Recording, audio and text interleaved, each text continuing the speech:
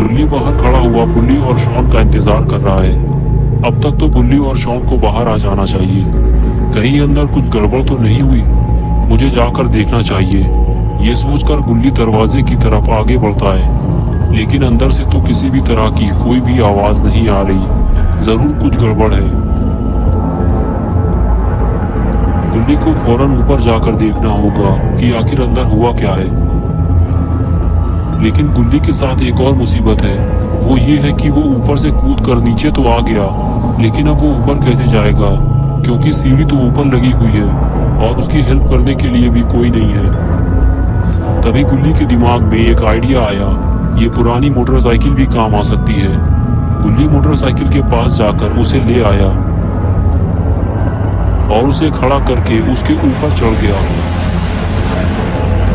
अब वो आसानी से घर के ऊपर चढ़ सकता है। और ये लो बुल्ली पहुंच गया ऊपर, और अब उसे जाना है छत के ऊपर, तभी वो घर के अंदर देख पाएगा। बुल्ली को बहुत संभल कर चलना होगा, ये छत बहुत पुरानी और कमजोर है। शॉन इसी छत से नीचे गिरा था। बुल्ली जब घर के अंदर झांक कर देखता है तो उसे ना तो शॉन दिखाई देता है ना ही बुल्ली। आखिर इन दोनों के साथ क्या हुआ है, ये सब समझने के लिए बुल्ली को घर के अंदर जाना होगा, वैसे ही जैसे बुल्ली घर के अंदर गया था। लेकिन इस तरह घर के अंदर जाना बहुत ही रिस्की है। अगर बुल्ली गिर गया तो मर जाएगा। बुल्ली तो सही सलामत घर के अंदर कूद गया था, लेकिन क्या गुल्ली भी उसी तरह कूद पाएगा? और ये कूदा गुल्ली नीचे, लेकिन ये क्या हुआ? गुल्ली का फ्यूज उड़ गया। फ्यूज उड़ते ही गुल्ली नीचे जाकर गिरा। बहुत जोर से लगी है गुल्ली को। ग्रैनी ने अगर गुल्ली को इस हालत में देख लिया तो अच्छी खासी धुनाई हो जाएगी इसकी। ये कैसी आवाज है? लगता है ग्रैनी आने वाली है। गुल्ली को जल्दी ही कहीं छुपना होगा, वरना ग्रैनी इसका कचूमर बना देगी।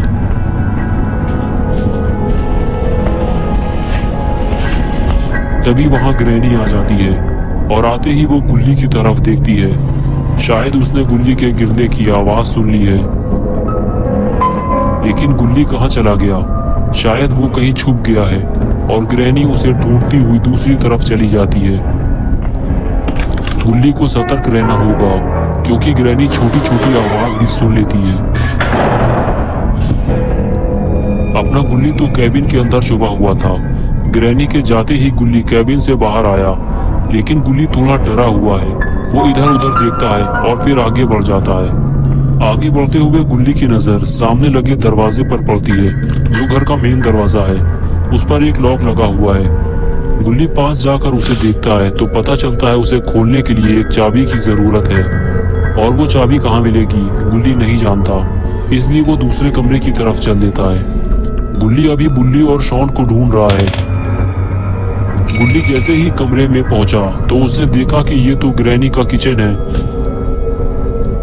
कुछ देर तक तो गुल्ली ग्रैनी का किचन घूम घूम कर देखता रहा, और फिर अचानक उसकी नजर शॉन पर पड़ी, जो किचन की दीवार से टीक लगाकर बैठा हुआ था।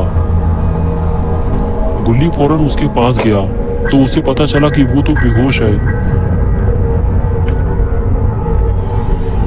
गुल्ली ने उसको उठाने की कोशिश की, लेकिन जब वो नहीं उठा तो गुल्ली ने उसके 2 चांटे मार दिए, और चांटे पड़ते ही शॉन ने आंखें खोल दी।